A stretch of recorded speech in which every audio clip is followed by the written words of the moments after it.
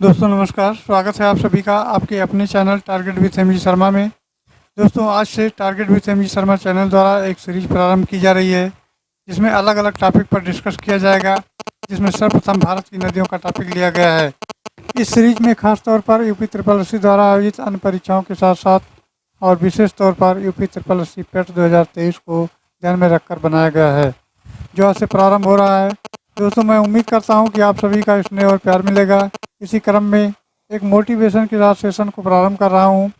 सामने हो मंजिल तो रास्ते न मोड़ना, सामने हो मंजिल तो रास्ते न मोड़ना, जो भी मन में हो सपना न तोड़ना, कदम कदम पर मिलेंगी मुश्किलें आपको, कदम कदम पर मिलेंगी मुश्किलें आपको, बस सितारे चुनने के लिए कभी ज़मीन मत छोड़ना, सितारे चुनने के लिए कभी ज़मीन मत छोड़ना।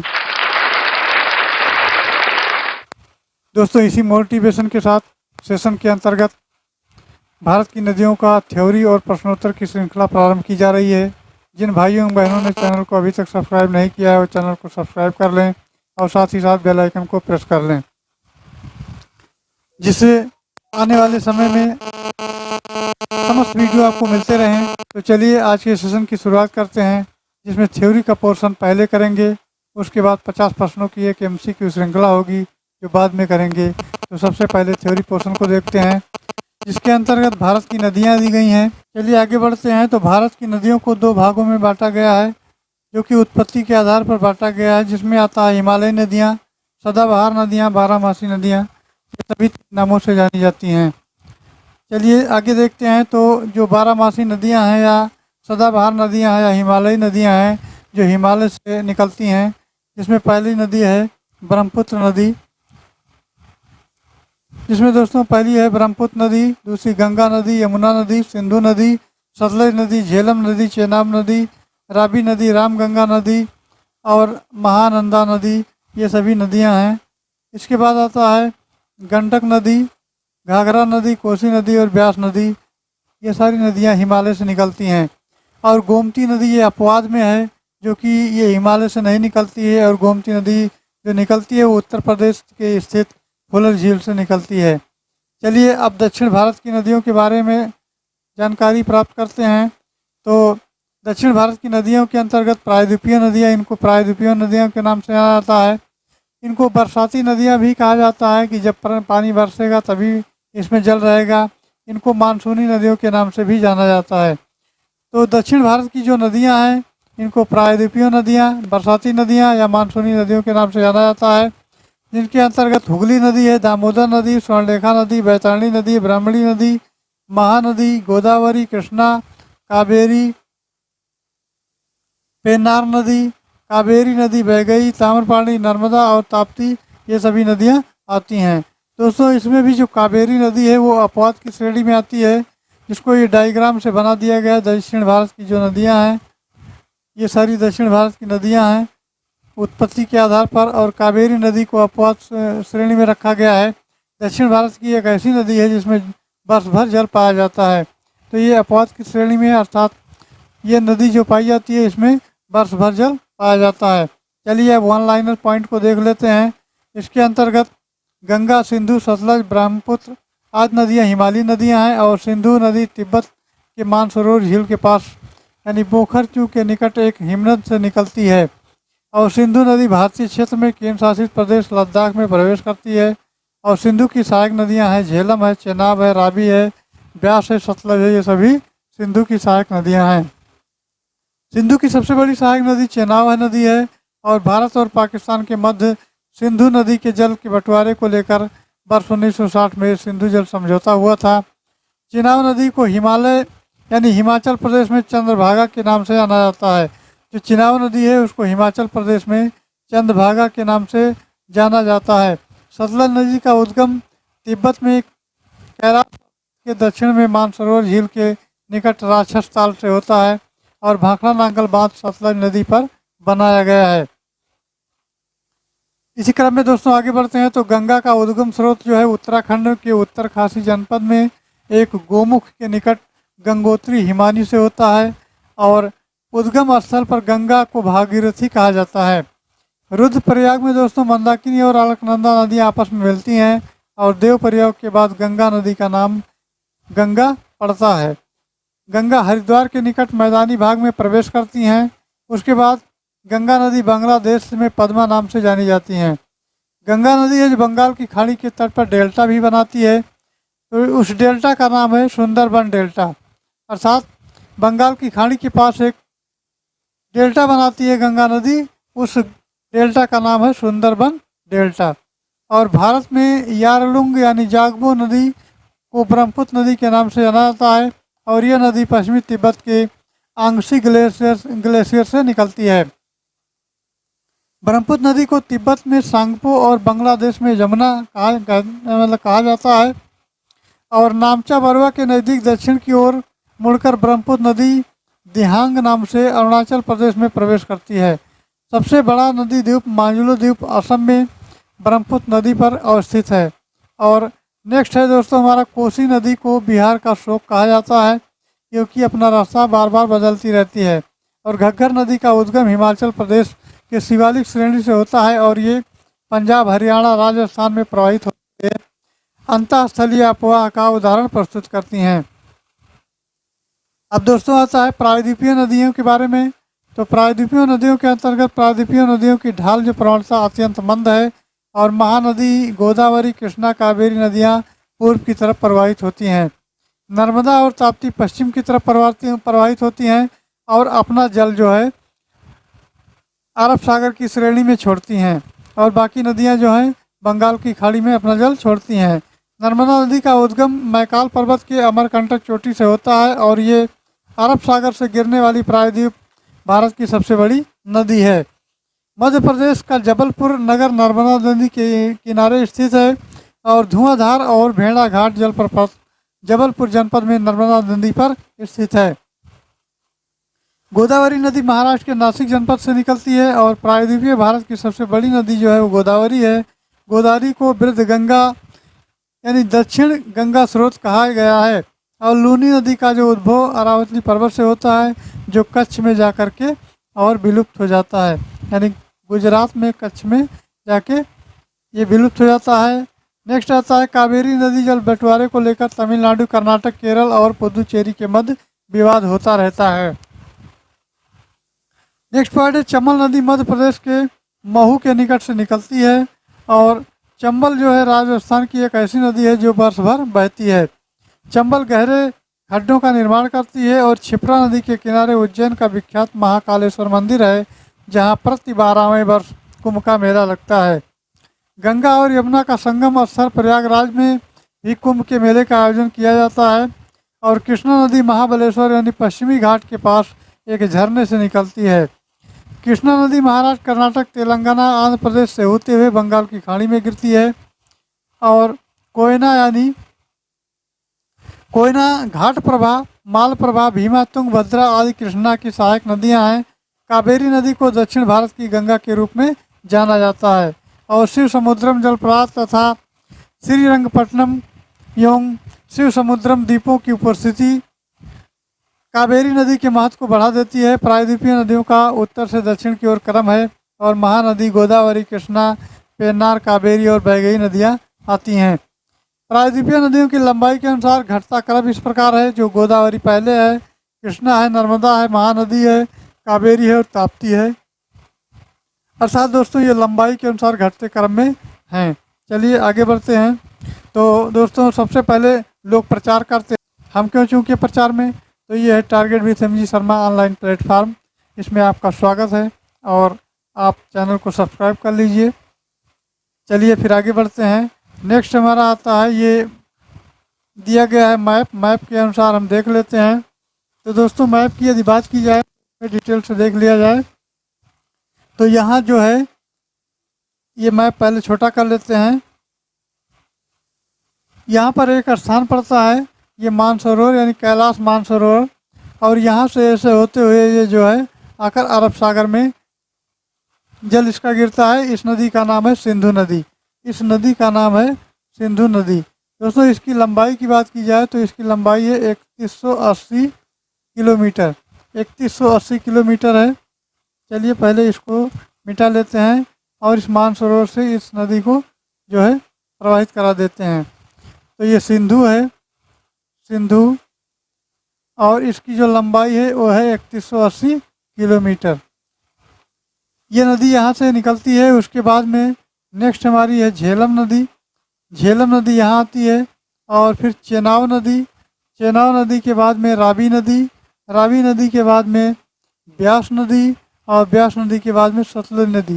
ये सभी नदियाँ आकर यहाँ पर मिल जाती हैं। इसी क्रम में दोस्तों आगे बढ़ते हैं तो ये यहाँ जो है एक अरावली पर्वत है, ये राजस्थान का स्थान है।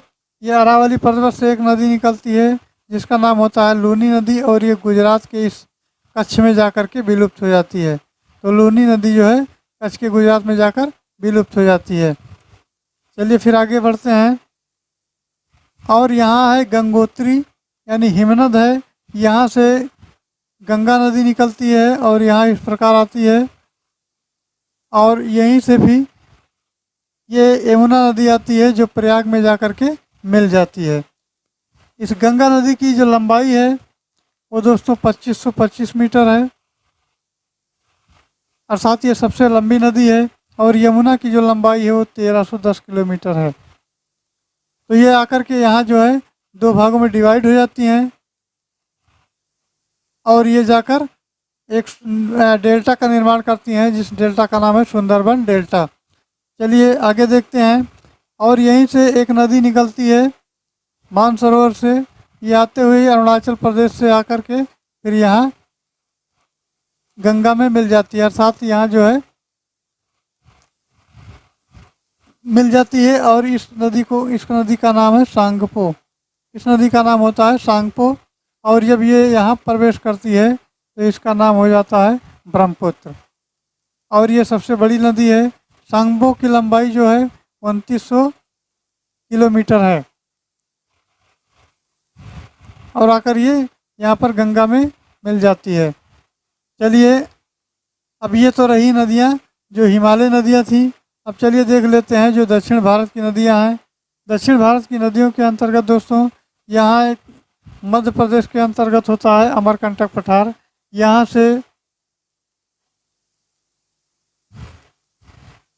से एक नदी निकलती है जिसका नाम होता है नर्मदा, और यहीं से एक नदी निकलती है जिसका नाम होता है ताप्ती।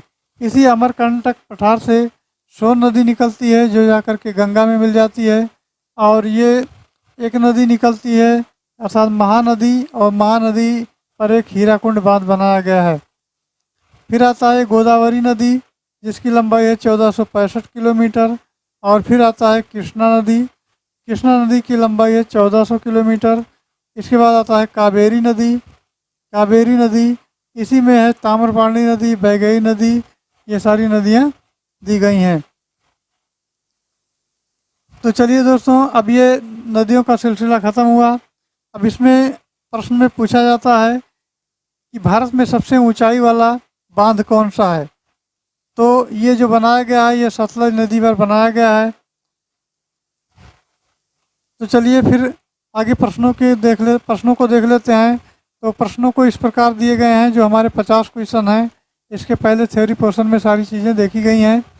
तो पहला क्वेश्चन हमारा हिमालय पार कर नदियाँ, यानी हिमालय पार की जो नदियाँ हैं तो इसकी जो रूपरेखा है वो आप मैप में देख चुके हैं। तो इसमें हिमालय पार की जो नदियाँ हैं वो कौन कौन सी हैं। ऑप्शन है सतलज सिंधु गंगा, ब्रह्मपुत्र सिंधु सतलज, और ब्रह्मपुत्र सिंधु गंगा, या ब्रह्मपुत्र सतलज और गंगा। तो इसका सही जवाब हो जाएगा, वो हो जाएगा ये ब्रह्मपुत्र सिंधु और सतलज। ऑप्शन बी इसका सही जवाब हो जाएगा। दोस्तों नेक्स्ट प्रश्न हमारा है प्रश्न संख्या 2। प्रश्न संख्या 2 की बात की जाए तो निम्नलिखित में से नदियों की लंबाई का सही अवरोही क्रम कौन सा है। अवरोही क्रम में इसको करना है तो ये ब्रह्मपुत्र है, गंगा है, गोदावरी है, नर्मदा है, और गंगा है, गोदावरी है, ब्रह्मपुत्र नर्मदा है, या ब्रह्मपुत्र नर्मदा गोदावरी और गंगा है, या गंगा ब्रह्मपुत्र गोदावरी और नर्मदा है। तो दोस्तों इसकी जो नदियों की लंबाई को अवरोही क्रम में लिखेंगे तो ब्रह्मपुत्र, गंगा, गोदावरी और नर्मदा ये इसका क्रम हो जाएगा, अर्थात ये ऑप्शन इसका सही जवाब होगा जो कि ए ऑप्शन में दिया गया है। चलिए नेक्स्ट देखते हैं। तो नेक्स्ट हमारा प्रश्न संख्या 3। प्रश्न संख्या 3 की बात की जाए तो भारत की सबसे लंबी नदी कौन सी है। कावेरी, गंगा, गोदावरी और ब्रह्मपुत्र। तो दोस्तों जो सबसे लंबी नदी है वो बताया गया है गंगा नदी है, जिसकी लंबाई भारत में 2525 किलोमीटर है। कितना है? 2525 किलोमीटर है। तो गंगा नदी इसका राइट आंसर हो जाएगा। चौथा प्रश्न हमारा दिया गया है। चौथा क्वेश्चन नंबर है, किस नदी की सहायक नदी बांग्लादेश में पद्मा के नाम से जानी जाती है? झेलम है, गंगा है, ब्रह्मपुत्र है या सिंधु है? तो इसका सही जवाब हो जाएगा जो गंगा नदी है, ये आगे चल करके बांग्लादेश में पद्मा के नाम से विख्यात हो जाती है। चलिए आगे बढ़ते हैं। नेक्स्ट प्रश्न हमारा है पाँचवा। पाँचवा नंबर की बात की जाए तो गंगा और ब्रह्मपुत्र की संयुक्त जलधारा किस नाम से जानी जाती है? पद्मा के नाम से, जमुना के नाम से, मेघना के नाम से या सांगपो के नाम से? तो दोस्तों गंगा और ब्रह्मपुत्र की जो संयुक्त जलधारा होती है वो मानी जाती है मेघना के नाम से, वो मेघना के नाम से जानी जाती है। सी ऑप्शन इसका सही उत्तर हो जाएगा। चलिए आगे बढ़ते हैं।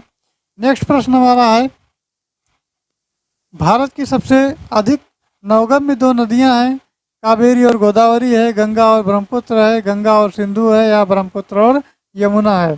तो इसका सही जवाब हो जाएगा वो ऑप्शन बी के साथ जाएंगे, गंगा और ब्रह्मपुत्र है। भारत की जो सबसे अधिक नवगम्य नदी हैं वो गंगा और ब्रह्मपुत्र हैं। चलिए आगे बढ़ते हैं। नेक्स्ट प्रश्न की बात की जाए तो नेक्स्ट हमारा है, निम्नलिखित में से कौन सी नदी सीधे गंगा में आकर मिलती है?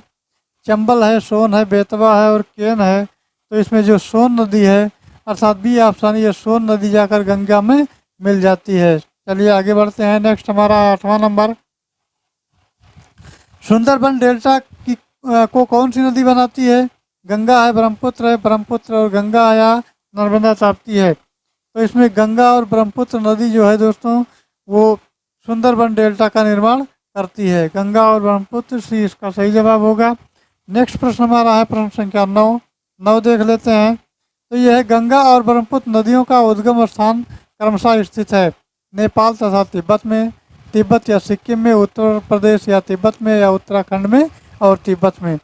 तो इसका सही उत्तर हो जाएगा वो उत्तराखंड और तिब्बत में हो जाएगा। अर्थात गंगा और ब्रह्मपुत्र नदियों का जो उद्गम स्थान है, इसके पहले ये डायग्राम में दिखाया गया है, तो यहाँ जो है उत्तराखंड है ये पोर्शन, तो उत्तराखंड और तिब्बत से ये निकलती हैं। तो चलिए आगे बढ़ते हैं। तो ये हमारा डी सही जवाब होगा। नेक्स्ट प्रश्न की तरफ बढ़ते हैं। नेक्स्ट है 10वां नंबर, निम्नलिखित में से कौन सी नदी का उद्गम भारत में नहीं है पूछा गया है? कावेरी है, नर्मदा है, ब्रह्मपुत्र और गंगा है? तो भारत में ना उत्पन्न की बात की जाए तो ये हो जाएगा आपका ब्रह्मपुत्र। ब्रह्मपुत्र जो है तिब्बत के पठार से निकलती है और ये जो है भारत में किसी स्थान से नहीं निकलती है, तो इसका हो जाएगा ब्रह्मपुत्र। चलिए आगे बढ़ते हैं। नेक्स्ट हमारा है 11वां नंबर। दोस्तों 11वां नंबर है, तिब्बत में बहने वाली नदी सांगपो निम्नलिखित में से किस से होकर भारत में प्रवेश करती है? असम है, सिक्किम है, अरुणाचल प्रदेश और मणिपुर है? तो इसका सही उत्तर हो जाएगा वो हो जाएगा अरुणाचल प्रदेश। अर्थात तिब्बत से जो बहने वाली नदी यानी सांगपो नदी यानी कि ब्रह्मपुत्र जिसको कहा जाता है, तो ये जब तक ये तिब्बत में बहती है और यहाँ जो है नेपाल के ऊपर से जाती है, तो इस नदी को कहते हैं सांगपो नदी।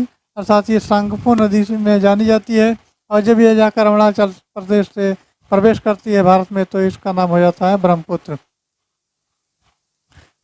तो ये किससे होकर प्रवेश करती है? तो ये अरुणाचल प्रदेश से होकर प्रवेश करती है। नेक्स्ट हमारा है 12वां नंबर। 12वां नंबर देख लेते हैं। निम्नलिखित में से कौन सी नदी नामचा बरवा में यू टर्न लेती हुई और भारत में प्रवेश होती है? तो गंगा है, तीस्ता है, बराक है और ब्रह्मपुत्र है? तो ये नदी दोस्तों हो जाएगी, तो ये हो जाएगी ब्रह्मपुत्र नदी हो जाएगी। ये यू टर्न लेते हुए भारत में प्रवेश करती है। अर्थात इस तरह ये बहती हुई जाती है, यू टर्न इस तरह लेती है और आकर यहाँ एक पोर्शन होता है अरुणाचल प्रदेश का, वो आकर सीधा बंगाल की खाड़ी में उसका जल गिर जाता है। चलिए अर्थात गंगा से जो है मिल जाती है, तो ब्रह्मपुत्र इसका सही जवाब हो जाएगा। चलिए आगे बढ़ते हैं। नेक्स्ट हमारा 13वां नंबर। 13वां नंबर कहता है, तिब्बत में मानसरोवर झील के पास किस नदी का उद्गम स्रोत स्थित है? सिंधु है, सतलज है, ब्रह्मपुत्र है और इनमें से सभी है? तो इनमें से सभी हो जाएगा। अर्थात डी ऑप्शन इसका सही उत्तर हो जाएगा। चलिए आगे बढ़ते हैं। नेक्स्ट प्रश्न की बात की जाए तो माजुली नदी द्वीप निम्नलिखित में से किस नदी पर स्थित है? ब्रह्मपुत्र है, महानदी है, तोरसा है और तीस्ता है? तो इसका सही जवाब हो जाएगा दोस्तों, वो हो जाएगा ब्रह्मपुत्र नदी, अर्थात ऑप्शन ये हो जाएगा ब्रह्मपुत्र नदी। चलिए आगे बढ़ते हैं। नेक्स्ट है 15।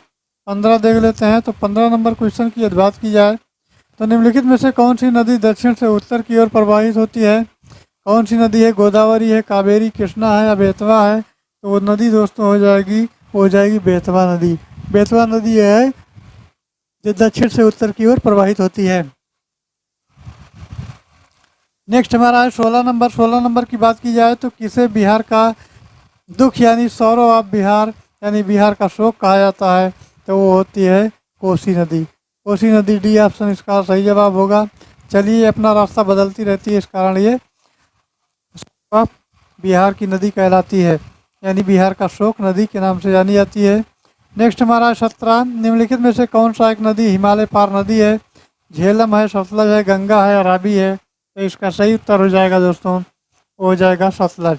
ऑप्शन बी सतलज हो जाएगा। ये ऑप्शन बी सतलज के साथ जाएंगे। नेक्स्ट हमारा है 18। 18 देख लेते हैं। तो 18 नंबर है निम्नलिखित नदियों में कौन एक विनाशक नदी कहलाती है? तो वो कोसी नदी कहलाती है। नर्मदा नदी, ताप्ती और गंडक नदियाँ नहीं है, ये कोसी नदी है जो विनाशकारी है और विनाश करती है। चलिए आगे बढ़ते हैं। नेक्स्ट प्रश्न की बात की जाए तो नेक्स्ट है 19। निम्नलिखित में से कौन सी नदी बंगाल का शोक कहलाती है? तो जिस प्रकार बिहार का शोक कोसी नदी कहलाती है, उसी प्रकार दोस्तों ये दामोदर नदी जो होती है ये बंगाल के लिए शोक साबित है, यानी शोक नदी बंगाल की कहलाती है। नेक्स्ट प्रश्न हमारा है 20 नंबर। 20 देख लेते हैं। तो वह दो प्रमुख नदियों कौन सी हैं जो अमरकंटक पठार से निकलती हैं परंतु वह अलग अलग दिशाओं में बहती हैं? एक नदी तो अमरकंटक पठार से निकलेगी, सोन नदी उधर चले जाएगी, और एक जो है नर्मदा नदी निकलेगी। तो कौन सी नदी है? नर्मदा और सोन। ये दोस्तों नर्मदा और सोन, ऑप्शन सी इसका सही जवाब हो जाएगा, सी। चलिए आगे बढ़ते हैं। नेक्स्ट प्रश्न हमारा है 21। 21 नंबर है तवा किसकी सहायक नदी है? नर्मदा की, ताप्ती की, महानदी की या गोदावरी की? तो दोस्तों ये तवा नदी जो है ये नर्मदा नदी की सहायक नदी है, ऑप्शन ये इसका सही उत्तर हो जाएगा। चलिए आगे बढ़ते हैं। नेक्स्ट है 22 नंबर। 22 नंबर की बात की जाए तो निम्नलिखित में से कौन सी नदी प्रारंभ में अरुण नदी के नाम से जानी जाती है? सोन है, कोसी है, चंबल है या यमुना है? तो दोस्तों वो नदी हो जाएगी कोसी नदी हो जाएगी। चलिए नेक्स्ट देखते हैं 23 नंबर। 23 की बात की जाए तो निम्नलिखित में से किस नदी को ओडिशा का शोक कहा जाता है? अब ये सारे स्टेट हैं और हर स्टेट में एक एक नदी ऐसी है जो इनका जो है शोक कहलाती है, यानी विनाशकारी नदी होती है, और उस स्थान पर ये अपना मार्ग बदलती रहती है। तो 23वां नदी जो है वो महानदी है, अर्थात महानदी जो है उसको ओडिशा का शोक कहा जाता है। चलिए आगे बढ़ते हैं। नेक्स्ट प्रश्न की बात की जाए दोस्तों तो नेक्स्ट है 24 नंबर। इंदौर के समीप स्थित जनापाव पहाड़ी स्रोत है? ताप्ती नदी का, चंबल नदी का, महानदी का या माही नदी का? तो दोस्तों माही नदी एक ऐसी नदी है जो कर्क रेखा को 2 बार पार करती है। ये परीक्षाओं में कई बार प्रश्न पूछा गया है कि वो कौन सी नदी है जो कर्क रेखा को 2 बार पार करती है? तो ये माही नदी होती है। चलिए, तो हमारा 24वां है इंदौर के समीप स्थित जनापाव पहाड़ी स्रोत है, तो चंबल नदी पर है। चंबल नदी इसका सही जवाब हो जाएगा। चलिए आगे बढ़ते हैं। नेक्स्ट है 25वां। भारत की लवण नदी के नाम से जाना जाता है, तो दोस्तों वो लूनी नदी को नाम से जाना जाता है, जो कि ये पहाड़ी से निकलती है, अर्थात अरावली पर्वत के पास से निकलती है और जाकर के गुजरात में कच्छ के रण में जो है ये विलुप्त हो जाती है। चलिए आगे बढ़ते हैं। नेक्स्ट हमारा 26 नंबर देख लेते हैं। तो कौन सी नदी भेड़ाघाट के समीप कपिलधारा जलप्रपात का निर्माण करती है? नर्मदा, ताप्ती, गोंडक और यानी गोकक और शरावती? तो इसका सही जवाब हो जाएगा नर्मदा नदी, हो जाएगा नर्मदा नदी। 27 नंबर देखते हैं दोस्तों। तो 27 की बात की जाए तो निम्नलिखित में से कौन सी नदी ज्वार नद मुख का निर्माण करती है? राप्ती है, महानदी है, नर्मदा है या स्वर्णरेखा है? तो इसका सही जवाब हो जाएगा, वो हो जाएगा नर्मदा नदी है, जो कि ज्वार नद मुख का निर्माण करती है। चलिए दोस्तों आगे बढ़ते हैं। नेक्स्ट हमारा है 28। 28 नंबर की बात की जाए तो प्रायद्वीपीय भारत में निम्न नदियों में कौन शेष 3 विशिष्ट रूप से भिन्न हैं? तो नर्मदा है, कावेरी है, कृष्णा और गोदावरी है। तो इसका सही उत्तर जो आएगा वो नर्मदा नदी हो जाएगा, जो कि अन्य शेष नदियों से भिन्न है, क्योंकि ये सारी नदियाँ अपना जल बंगाल की खाड़ी में गिराती हैं, जबकि ये जो नदी है अर्थात नर्मदा और ताप्ती, ये अपना जल अरब सागर में गिराती हैं। चलिए आगे बढ़ते हैं। नेक्स्ट हमारा है 29 नंबर। 29 नंबर देख लेते हैं। तो ये है दोस्तों, निम्नलिखित में से कौन सी नदी एस्चुरी नहीं बनाती है? नर्मदा, ताप्ती, मांडवी और महानदी।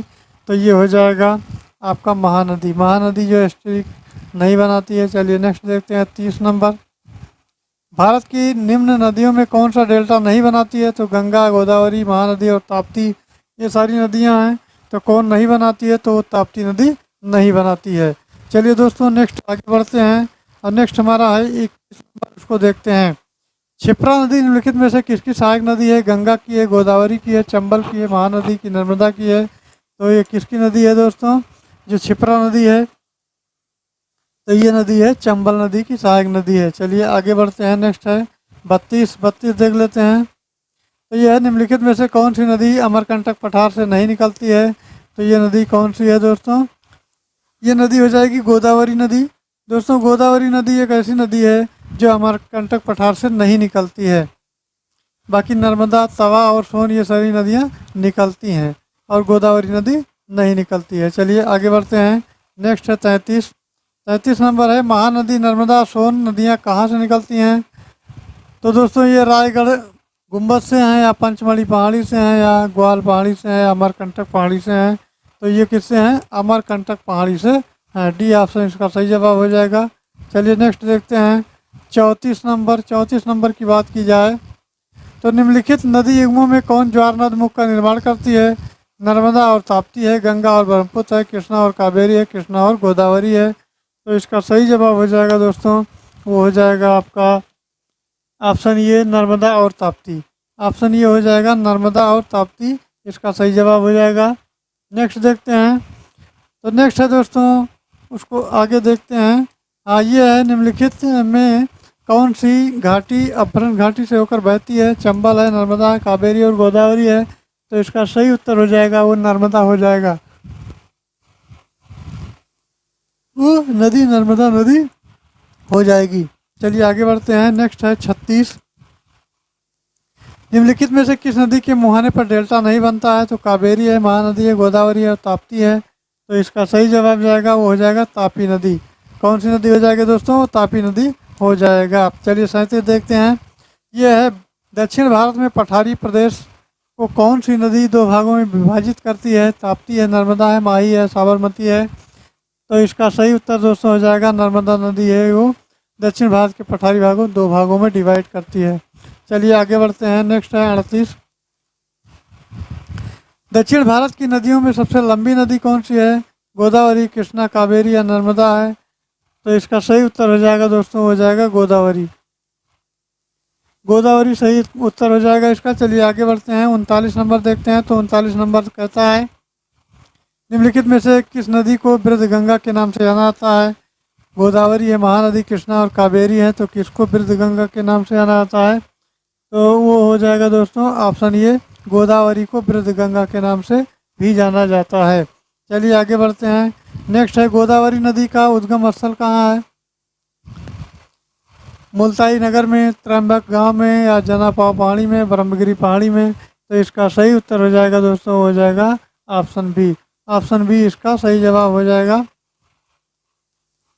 चलिए नेक्स्ट देखते हैं। नेक्स्ट है 41 नंबर। यह है, बैन गंगा तथा पैन गंगा किसकी सहायक नदियाँ हैं? गोदावरी, कृष्णा, गंगा या झेलम। तो ये किसकी नदी हैं? किसकी सहायक नदियाँ हैं दोस्तों? तो ये हैं गोदावरी की सहायक नदियाँ हैं, यानी बैन गंगा, पैन गंगा, ये नदियाँ गोदावरी की सहायक श्रेणी है। चलिए आगे बढ़ते हैं। 42 नंबर देखते हैं। 42 नंबर है दोस्तों, भारत में सबसे लंबी नदी किसका उद्गम क्या मुहाना दोनों भारतीय क्षेत्र में स्थित हैं? गंगा है, गोदावरी, ब्रह्मपुत्र और नर्मदा है। तो इसका सही उत्तर हो जाएगा वो हो जाएगा गोदावरी। क्या हो जाएगा? गोदावरी। गोदावरी नदी है जो लंबी है, इसका उद्गम और मुहाना दोनों भारतीय क्षेत्र में ही स्थित हैं। चलिए नेक्स्ट देखते हैं। दोस्तों नेक्स्ट की बात की जाए तो 43, कावेरी नदी का उद्गम स्रोत कहाँ है? तो ब्रह्मगिरी पहाड़ियों में है, सात पहाड़ियों में है, और गवालीगढ़ पहाड़ियों में, अमरकंटक पहाड़ियों में है, तो इसका सही उत्तर हो जाएगा दोस्तों, वो हो जाएगा option A. Option A Brahmagiri पहाड़ी हो जाएगी। चलिए आगे बढ़ते हैं। नेक्स्ट प्रश्न की बात करें तो नेक्स्ट है 44। कावेरी नदी गिरती है, कहाँ गिरती है? बंगाल की खाड़ी में, अरब सागर में, पाक जर्नी डबरू मध्य में, या खंबात की खाड़ी में? तो इसका सही जवाब हो जाएगा बंगाल की खाड़ी में। कहाँ गिराती है? बंगाल की खाड़ी में, अर्थात ये ऑप्शन इसका राइट होगा। चलिए नेक्स्ट देखते हैं। तो नेक्स्ट है दोस्तों 45 नंबर। कावेरी नदी जल विवाद मुख्यतः किन दो राज्यों के मध्य है? आंध्र प्रदेश और तमिलनाडु के बीच है, केरल और कर्नाटक के बीच है, केरल और तमिलनाडु के बीच में, कर्नाटक और तमिलनाडु के बीच है? तो मित्रों इसका सही जवाब हो जाएगा, वो हो जाएगा ऑप्शन डी, कर्नाटक और तमिलनाडु के बीच। इसका सही जवाब हो जाएगा डी ऑप्शन। चलिए आगे बढ़ते हैं। नेक्स्ट है 46। 46 देख लेते हैं। तो निम्न में से किस नदी को उसकी पवित्रता के कारण दक्षिणी भारत की गंगा कहा जाता है? महानदी, गोदावरी, कृष्णा और कावेरी? तो इसका सही जवाब हो जाएगा दोस्तों, वो हो जाएगा ऑप्शन डी, कावेरी हो जाएगा, अर्थात ऑप्शन डी कावेरी हो जाएगा। चलिए आगे देते हैं, आगे देखते हैं। तो 47 नंबर है। कृष्णा नदी का उद्गम स्थल किसके समीप है? महाबलेश्वर, जल डमरूमठ, खंडाला या पंचमढ़ी? तो इसका जो उत्तर हो जाएगा सही, वो हो जाएगा दोस्तों महाबलेश्वर, अर्थात ये ऑप्शन इसका सही जवाब जाएगा। क्या होगा? महाबलेश्वर सही ऑप्शन होगा। चलिए आगे देखते हैं। इस नंबर क्वेश्चन है दोस्तों, पंचगंगा और दूधगंगा किसकी सहायक नदी है? तो कृष्णा है, गोदावरी है, गंगा है और झेलम है? तो इसका सही जवाब हो जाएगा, वो हो जाएगा ऑप्शन ये कृष्णा हो जाएगा, ये हो जाएगा कृष्णा। चलिए आगे देखते हैं। नेक्स्ट है 49। 49 नंबर की बात की जाए दोस्तों, तो निम्नलिखित में से कौन सी दो नदियां अमरकंटक से उद्गत हैं और वो अमरकंटक पहाड़ियों से निकली हैं? तो ताप्ता और नर्मदा है, नर्मदा और सोन है, सोन और बेतवा है, चंबल और बेतवा है? तो इसका सही जवाब हो जाएगा, वो हो जाएगा आपका ऑप्शन बी, नर्मदा और सोन हो जाएगा। चलिए आगे बढ़ते हैं। नेक्स्ट है दामोदर नदी निकलती है तिब्बत से, छोटा नागपुर पठार से, नैनीताल के पास से, या सोमेश्वर पहाड़ी से? तो इसका सही उत्तर हो जाएगा, वो हो जाएगा ऑप्शन बी, छोटा नागपुर पठार हो जाएगा। चलिए आगे बढ़ते हैं।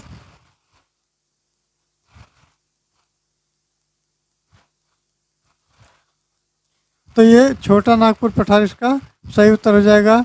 तो दोस्तों आई होप जानकारी अच्छी लगी होगी।